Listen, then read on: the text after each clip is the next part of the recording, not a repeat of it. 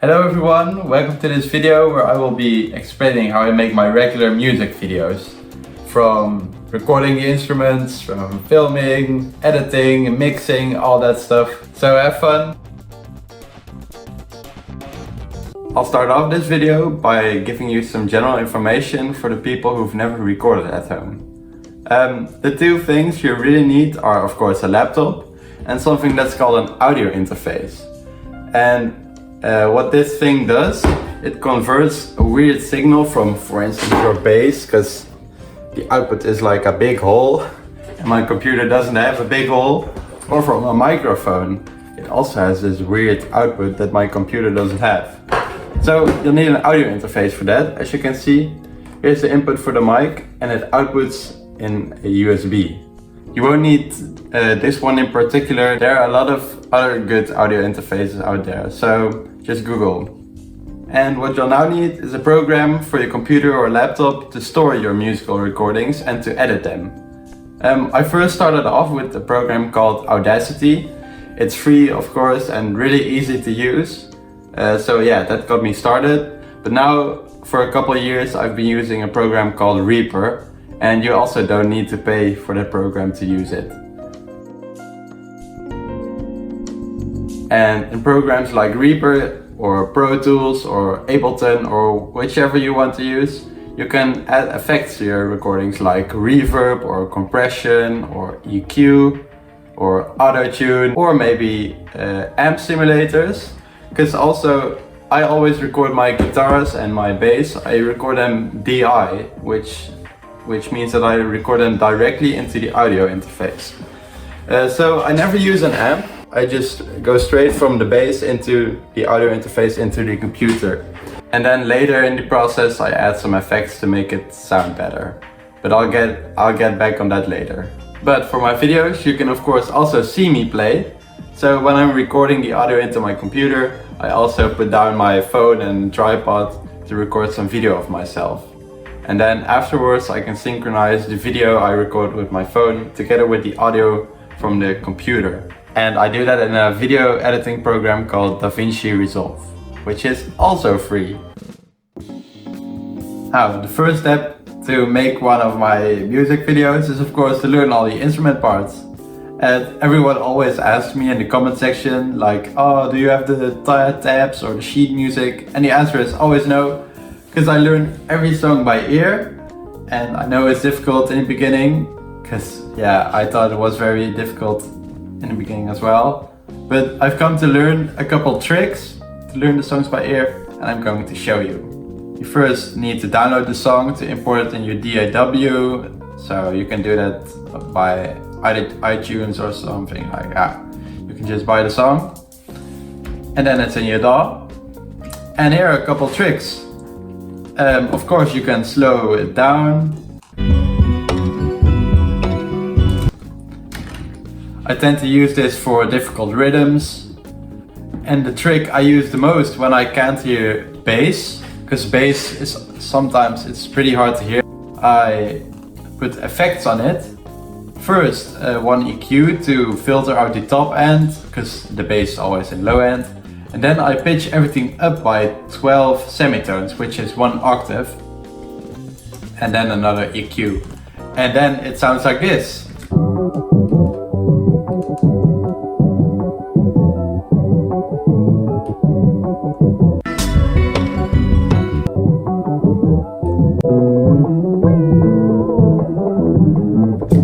Yeah, I know it sounds like shit, but it's very useful. Here in Cemente, there's a guitar line where they have one voice in your right ear and one voice in your left ear. So you can make use of that and isolate each part like this.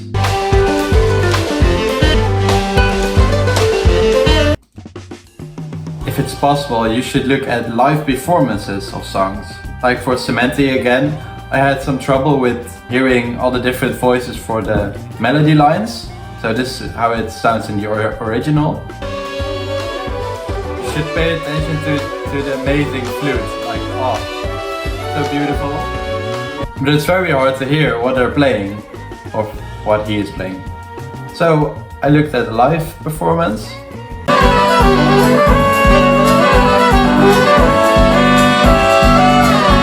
And here in this setting, they're playing it on the trumpet and on the saxophone, so it's much easier to separate and hear.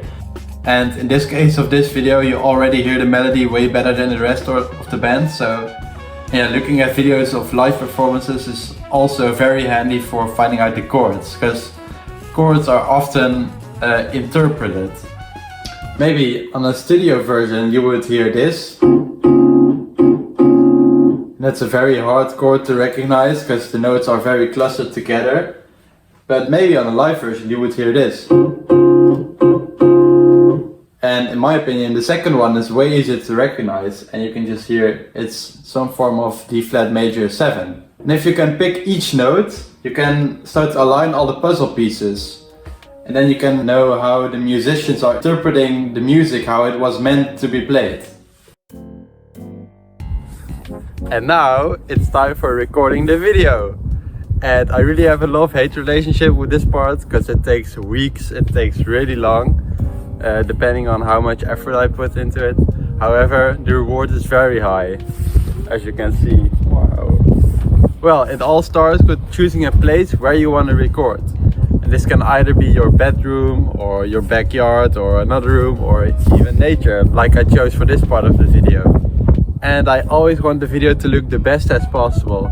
And that involves decorating the part you see with plants or other decorations. And it also involves waiting for the sun to come out. Waiting when the sun is shining at the perfect place. For instance, at the right keys at my keyboard, or at the fretboard of the bass. That takes a really long time, because I live in the Netherlands, so the sun doesn't shine much, especially in winter. So yeah, it already took a couple of weeks for me to shoot this video. You'll now need to choose if you want to record the audio for real or if you want to do playback. Because sometimes it's just easier to play back. Because if you need, for instance, power supply for your keyboard and you're in the forest, yeah, that's pretty hard. But as long as you're not using the playback to fake anything, then it's just fine to do it, in my opinion. For instance, for Let Go, I completely played back the bass part because I had some noise issues, so I could just better record it afterwards in my room.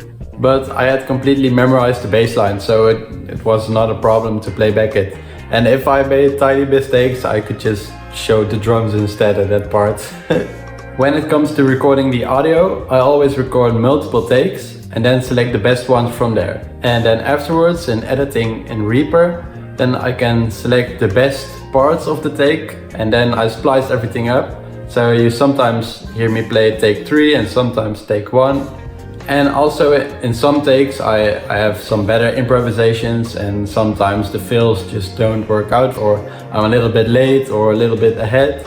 And then I can just simply pick another take for that section, and then it sounds good.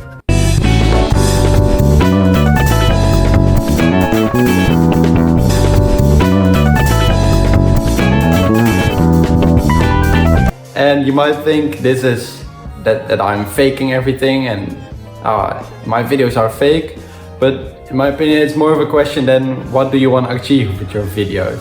Because if you want to show how good you are and what you can play, yeah, then playback or playing multiple takes is faking it, yeah. But my goal is not to do that. My goal is more to just have fun and make music, and then this is totally fine.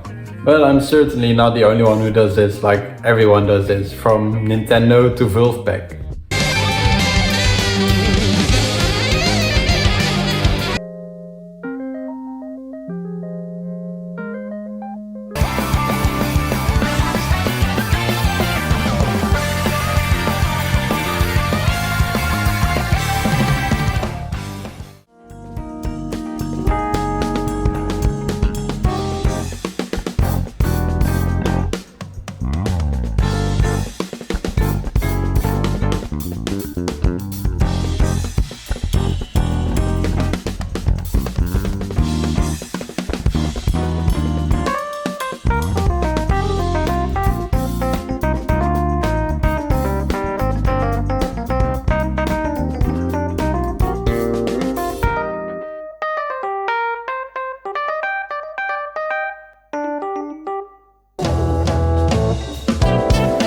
Welcome to my drums.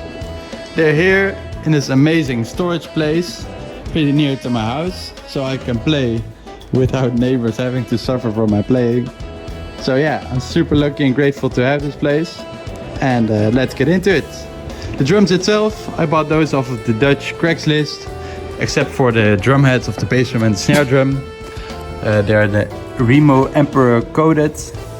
I bought those drum heads because Zach Bruce also used them, and I was a big fan of his playing and his sound. So yeah, I use 7/8 sticks, pretty light, so that's great. And towel to muffle the snare sound, to remove that ugly overtone. And for the cymbals, I got this ride actually for free from my percussion friend, and it's hand hammered, and it even has the signatures inside of them, so I'm super happy with this one. This cymbal is just the cheapest one I could find with holes. It sounds great with the trashy sound. Hi-hat is 15-inch. I would love to get a Bison's extra dry one day, but it's just out of my budget.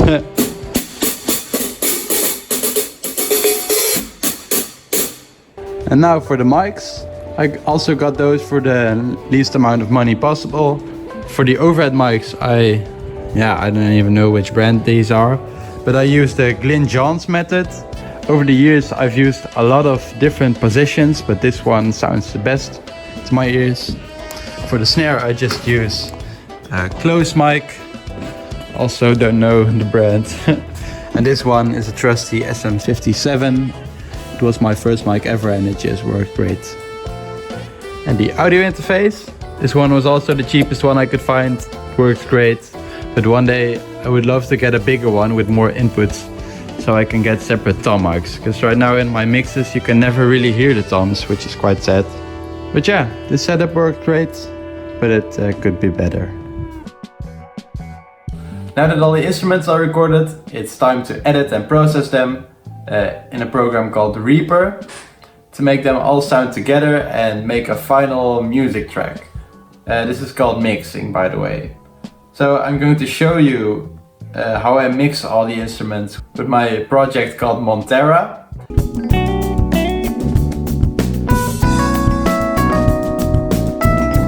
And it's good to know that every song is mixed differently, so I can't show you everything, but I'll give you my tricks that I use the most. So let's start with the drums. They sound like this.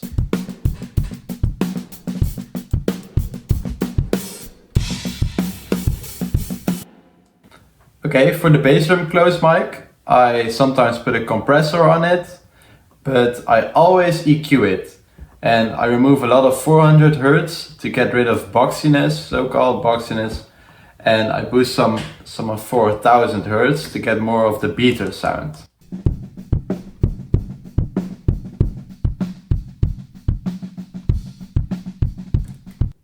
So yeah, only that EQ makes a really big difference.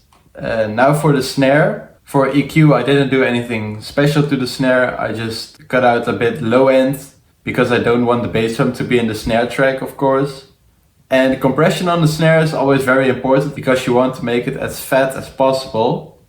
So a thing that always helps for that is a big ratio and an attack around 5 milliseconds. So you still have that snap in the beginning, but then it starts compressing really hard to make it fat. Also a bit of transient shaper to get a little more sustain. I also put a reverb on the snare on a separate track, so I send the snare signal to this track so I can edit the reverb signal separately. I put a gate, so the reverb only goes on the loudest parts of the snare. Then I put an EQ to get rid of the very high washiness and the low muffled stuff. And then a Valhalla vintage verb, this sounds really good. And then another EQ to get rid of the low end. And this way I can control the volume of the reverb separately. So now it's with a lot of reverb.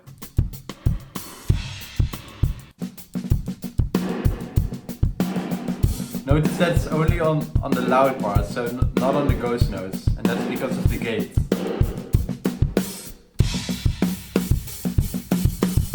and now the reverb is muted. Okay, and now for the overheads, just another compressor and an EQ to get rid of the low end. Because the overheads are mainly for the hi-hat and the crashes, and those instruments all have very high frequencies. And then to finish off the drums, I usually put some distortion on it, but it depends on the track, of course, and another compressor and some final EQ. And for this one I wanted to play with some stereo stuff, so I use this plugin. One thing I often do to drums, but it's of course specific to the track, is a sidechain compressor on the overheads. And I love that sound because when the bass drum hits together with the crash sound gets muted and then goes up over time again. And it gives this really nice sort of pumping club effect. And in Watch for the View, my other project, I use that.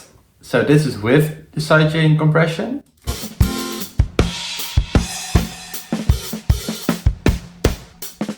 This is without.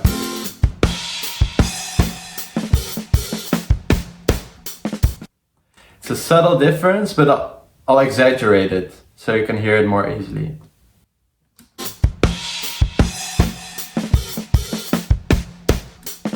So notice that when the crash hits at the same time as the bass drum, the crash gets muted, so the bass drum pops out even more. I love that sound. And now for the percussion, conga.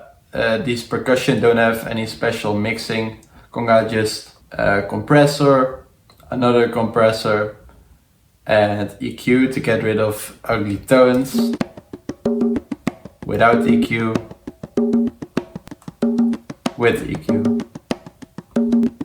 So yeah, nothing really special. Some tambourine, compressor, EQ, same thing, shaker.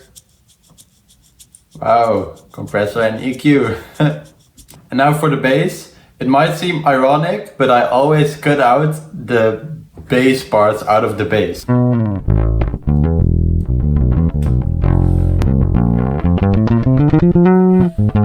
This makes the high end of the bass shine more. I don't really know how to describe it, but it kind of gives that Persona 5 vibe.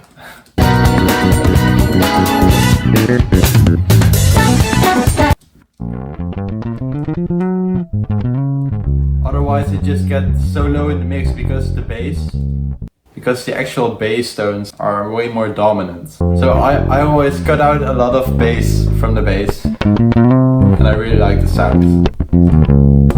And of course a hard compressor with a high ratio to get a big fat tone. Especially when you slide on the bass, it sounds really good if you have a compressor.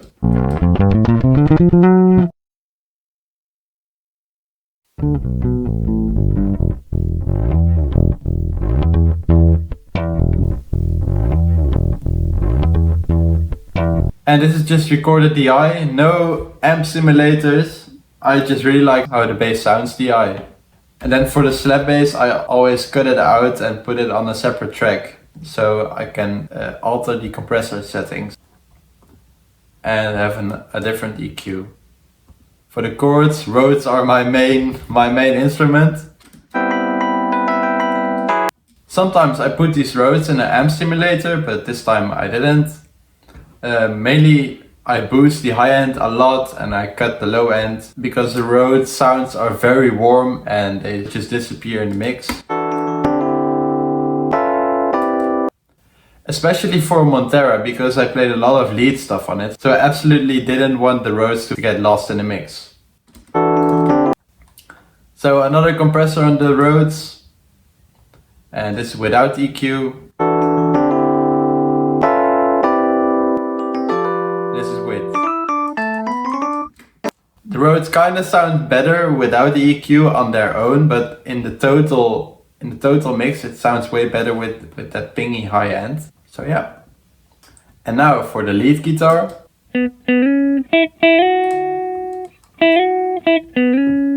There's an amp simulator on here. It's just the one that comes with Reaper. And the cabinet simulator Without the cabinet simulator it sounds really bad. Then a little bit of compression because I like compression. And then an EQ to boost the high end and then cut out the low end. And then finally for this track I have a separate reverb track. And it works the same way as with the snare reverb track as earlier. So there's a big low cut and high cut, and then afterwards I put the reverb. And I use this spring reverb from Arturia, and it comes with a 20-minute demo mode, so I use that. Then basically I feed all the instruments into this track that I want reverb on. So the chords I have reverb on, and the guitar, lead. And on its own it sounds like this. And then in the final product I can alter the reverb. Now the reverb is very high. And now there's almost no reverb.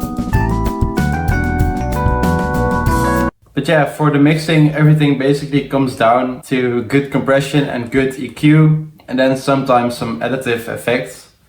For instance here in Watch for the View. On the acoustic guitar I also put some phaser, and it sounds pretty cool in my opinion. I used the kilohertz plugin. And for the organ I used a ping pong pan effect to have it pan around stereo because I can only record one output. Now that all the individual instruments sound good together, it's time for determining the volume. So how loud are the drums in comparison with the chords, or how loud is the bass? And this is always just a process of listening until you like it. I don't have many tricks for this, but one trick I use is that I listen back to the mix on a lot of different devices. So sometimes if I'm not sure if something is too loud, I go listen in my car or something. Or sometimes I go listen on my phone speaker or something on my laptop speaker, or I put the mix through the radio. So then you all get different perspectives on your work. It also helps to mix in mono because especially for the drums there's a lot of stereo stuff going on. So I always put the track to mono when I go level every instrument. And it also really helps to mix at a very low master volume. So then you can especially hear which instruments are popping out too much, and then you can really focus on which instrument needs to shine and which instrument needs to be in the background. So looking back on the Watch for the View mix, I think vibraphone is way too loud. So this is not a very good example, but when mixing this at a very quiet volume, like right now, you can really hear that the vibraphone is popping out. And then sometimes the bass. Because if you mix at a high volume, everything is just loud. So it's harder to hear the difference in volume between the instruments. And for mixing the volumes of all the instruments, it's also very handy to use volume automation. Then you can adjust the volume over time. So here you can see the volume automation for the acoustic guitar and Watch for the View. And at the end I wanted it to build up a bit more for the dynamics, so I also automated the acoustic guitar. Because of all the compressors, it kind of gets rid of the dynamics a bit, so you have to add it back manually.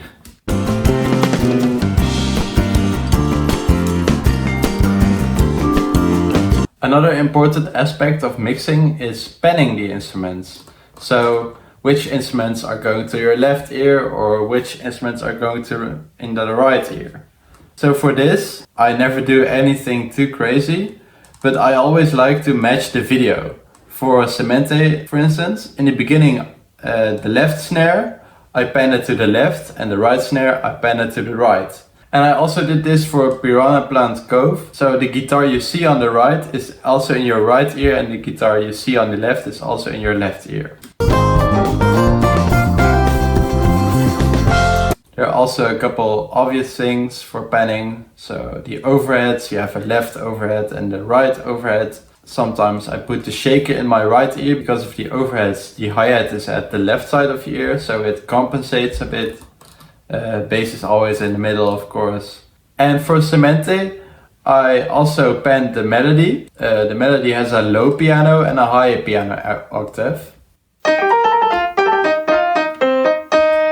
And it's only like a 20% pan, but the low piano is panned 20% to the left and the high piano is panned 20% to the right. And this is mono.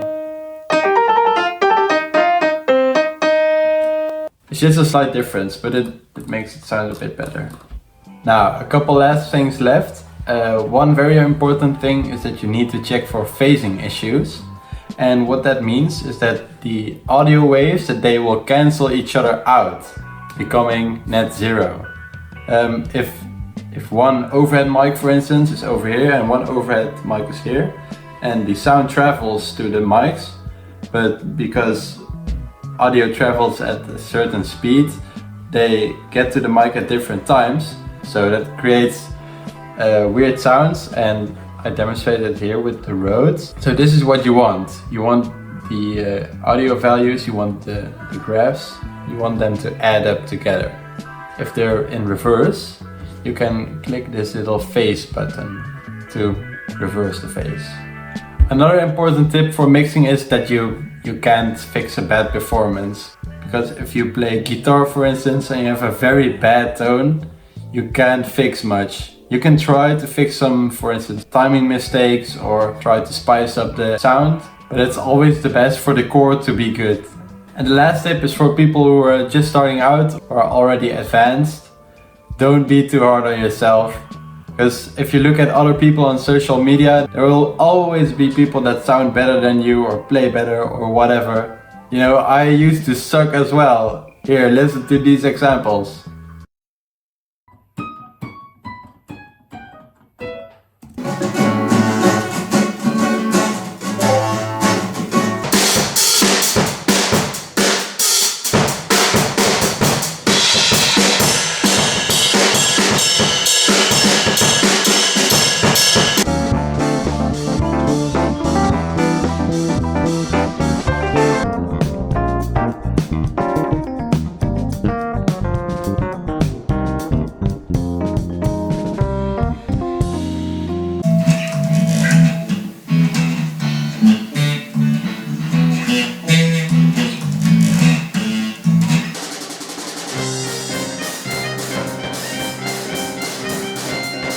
Always good to keep in mind that the product you see on social media is the work of hours of practice and post-production. So it's only the tip of the iceberg that you see, while most musicians also make a lot of mistakes and fail. But that is what you don't see. The video editing always starts with synchronizing the videos with the recorded audio. This is always the most tedious part, so I don't really like it. I also need to make sure that the right videos are shown with their corresponding takes.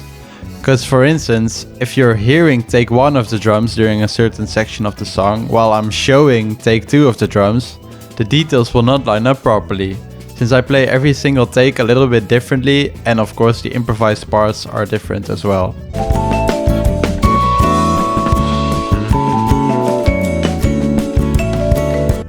Aside from the occasional zoom-ins and the color correction, there are 2 fun compositing tricks I do, so let me show you. This first trick is really funny in my opinion, and I really hope you've never seen it before. So, beware, if you know it, you will see it everywhere in my videos, so this might ruin the experience. Without further ado, most windows in my videos are actually fake. Fake is a big word, but I usually composite another picture on top of the windows. Because normally they're overexposed and white and you can't look outside. So before recording, I take a picture with very low exposure so you can actually look outside.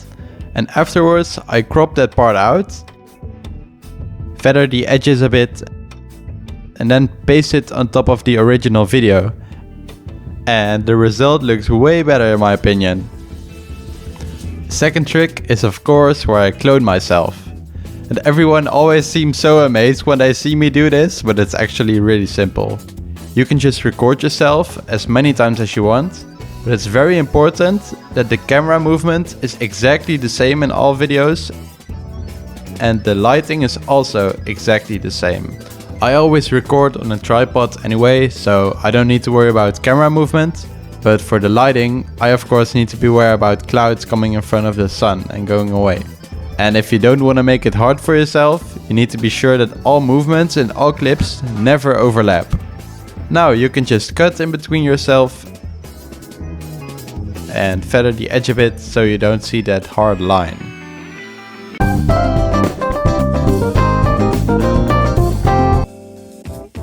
In the comments of my cemented video, I asked you to send questions to me that I can answer in this video. And I hope I've already answered most of the questions, but there are 2 left that I haven't really answered yet. So I'll just start with one of my most loyal fans, Eli Champion. And he asks, any tips on how to get projects off of the ground? Like, I struggle to start things even though I have ideas. Then he said some nice things. Well, thank you so much for the question. My view on it is to make the threshold for doing something as low as possible. For instance, say if you want to do running every day, then try to eliminate all the things that are holding you back from running. For instance, if you want to do 10 miles every day, well, don't start with 10 miles, just start with half a mile. And even though it will be easy, it will still feel like you're achieving something, and then you can gradually work it up from there. And also, if you want to run, but you don't have good shoes or whatever other problem, you should first take care of that. And then apply it for music. If you have a really great keyboard idea in your mind and you want to record it, then a good place to start is to have a nice recording setup, so that you don't need to spend 5 or 10 minutes to even get your keyboard on or connect it to your computer. You want to have it right there, so the threshold is as low as possible for getting your project off of the ground. And now for the second question from Lucas, and he asks, any mixing tips other than just turning knobs and hoping for the best? Your mixes have improved a ton. What was that process of getting better? Well, thanks. I think one of the most important things is to know what is possible to do with sound. So basically just having a good knowledge of what plugins do what and how you can use which plugin in which setting, if you know what I mean. And the second important aspect is to know what you like. What are your preferences? What is your favorite mix? Do you like old mixes, modern mixes, or yeah, whatever. And you can basically do this by listening to a lot of music and then listening specifically for the mix. And try to recognize certain sounds and then identify what you like about it. Because if you know what you're striving for, it's not just turning knobs and hoping for the best, but you're actually trying to achieve something. A good video series for your plugin knowledge is On The One by Corey Wong. And in those videos he basically takes you on a deep dive in his songs and in his mixes. And it's very insightful, and also there are super fun videos to watch. So yeah, I'll definitely recommend that. But besides all that, getting better at something is just a matter of doing it a lot. So it's good to remember that you can't information your way through something. Like if you watch 100 tutorials on how to play a C major scale, you can't just play a C major scale magically. You have to actually put in the work the fingerings and practice it. And the same applies to mixing and basically to every other skill. So yeah, that's the truth. Well, that was basically it. Thank you so much for watching until the end, it means a lot. And also, don't forget to leave a comment and like, because I read all comments and you are so nice to me. So thank you so much for leaving all those comments. Yeah, I'll see you in the next video.